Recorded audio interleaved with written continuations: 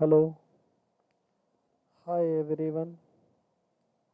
आप सभी लोगों को आज की हमारे टॉपिक में हम इस बात का खुलासा करेंगे। इस बात का खुलासा करेंगे कि आम जन राष्ट्रीय लोक अदालत में अपने प्रकरण को कैसे ला सकते हैं। How apply case in oil है। सभी के मन में एक विचार उत्पन्न हो रहा होगा, वो यह कि पहले तो हम एक आवेदन प्रस्तुत कर अपना प्रकरण राष्ट्रीय लोक अदालत में ला सकते थे, लेकिन अब निर्देशानुसार जिस प्रकार कोविड-19 के हमले हो रहे हैं, या यूँ कह सकता हूँ कि इस महामारी के बीच में अब हर चीज़ का आगाज़ कोविड-19 से बचने के लिए ऑनलाइन आयोजित किया जा रहा है। और इसी महामारी के मद्देनज़र राष्ट्रीय लोक अदालत का आयोजन भी ऑनलाइन किया जा रहा है। लेकिन ऑनलाइन राष्ट्रीय लोक अदालत के आयोजन में हम अपना प्रकरण किस प्रकार प्रस्तुत कर सकते हैं। क्योंकि पहले तो क्या होता था कि हम हमारा प्रकरण या जिस न्यायालय या जिस भी बैंक का हो, उससे वार्ता कर अपने प्रकरण को आसानी से न्यायालय के समक्ष ला जाकर उसमें समझौता का प्रयास कर लेते थे। लेकिन इस बार की जो प्रोसेस है वो बिल्कुल विभिन्न है, क्योंकि इस बार हमें कहीं नहीं जाना है। हमारा पूरा काम, पूरा प्रकरण का पूरा समझौता सिर्फ ऑनलाइन होगा, केवल ऑनलाइन। और आने वाली दुनिया में अब शायद हर चीज़ ऑनलाइन ही होगी।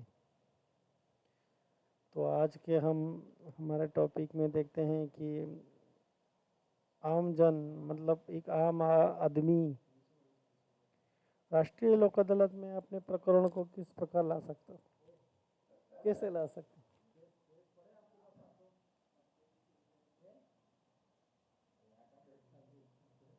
तो आइए देखते हैं कि हम वीडियो को आगे ले जाते हुए देखते हैं कि आखिर हम एक आम आदमी जो ऑनलाइन राष्ट्रीय लोक अदालत के बारे में कुछ नहीं जानता है, तो उसको किस प्रकार से हम बता पाएँ कि ऑनलाइन राष्ट्रीय लोक अदालत में अपना प्रकरण कैसे लाएं और कैसे उसका निपटारा कर। तो देखिए,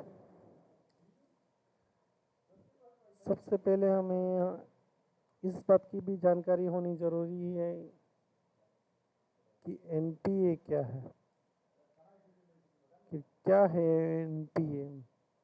मैं प्रकरण की बात कर रहा हूँ। प्रकरण की बात में एक मन में आपके विचार आ रहा होगा कि प्रकरण है क्या। प्रकरण वाद विवाद हैं, वो सब जानते हैं, लेकिन ये एनपीए क्या है इसको कोई नहीं जानता शायद। अब जानते भी होंगे तो बहुत कम। लेकिन एक आम व्यक्ति के लिए इसका जानना बहुत ही ज़रूरी है कि एनपीए क्या है। तो एनपीए क्या है, उससे रिगार्डिंग मैंने यहाँ कुछ नोट्स लिखे हैं। इसमें हिंदी के अंदर भी मैंने लिखा है और इंग्लिश में जानने वाले इंग्लिश में भी समझ सकते हैं इसको। लेकिन हम हिंदी चैनल चला रहे हैं तो हिंदी के अंदर ही हम इसको रीडिंग करेंगे। एनपीए या नॉन परफॉर्मिंग असेट उन प्रकार के ऋण या अग्रिम हैं जो डिफ़ॉल्ट रूप से या बकाया में होते हैं। दूसरे शब्दों में ये उन प्रकार के ऋण हैं जिनमें मूलधन या ब्याज की रकम देर से मिलती है या भुगतान नहीं किया जाता है। ये भी ऋण के प्रकार हैं जहां ऋणदाता ऋण समझौतों को तोड़ने के लिए मानता है और ऋण का रिसीवर ऋण राशि का भुगतान करने में असमर्थ होता है।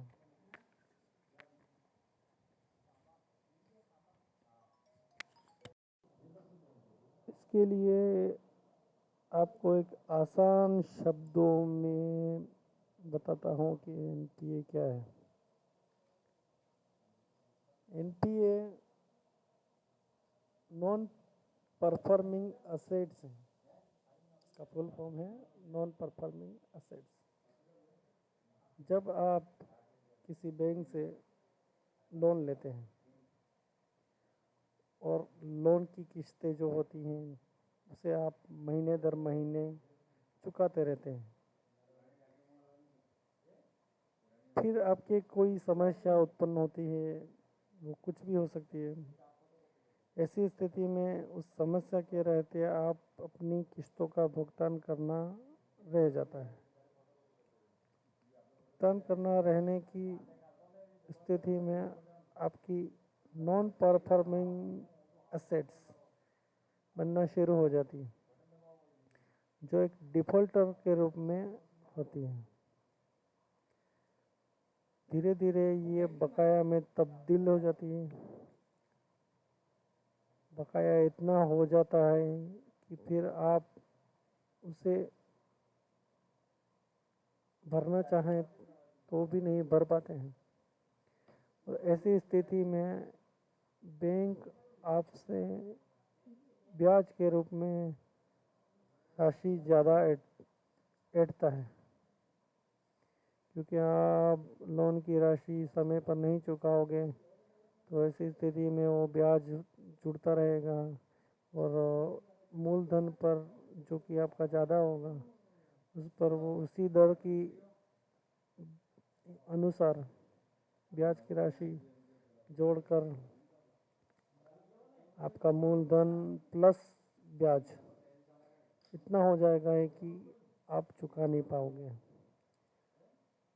सबसे पहली बात तो आप कोशिश करें कि जिस बैंक से आपने लोन लिया है उसका जो किस्त है, उसकी जो भी कुछ किस्त है वो आप समय पर चुकाता रहें। आप डिफ़ॉल्ट ना बने, क्योंकि डिफ़ॉल्टर के बनने के पश्चात आपको किसी भी बैंक द्वारा लोन नहीं मिल सकता, कहीं से भी लोन नहीं ले सकते, क्योंकि आप ये एक सिबिल क्रिएट होती है जिससे किसी भी बैंक में आप अगर लोन लेने जाते हैं तो आपकी सिबिल देखी जाती है।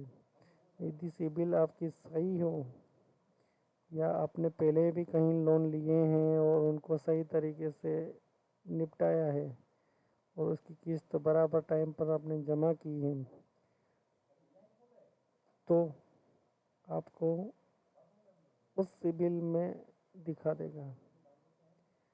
तो कोशिश ये करें कि आप डिफ़ॉल्टर ना बने। जहाँ से लोन लें उन लोनों को समय पर चुकाते रहें।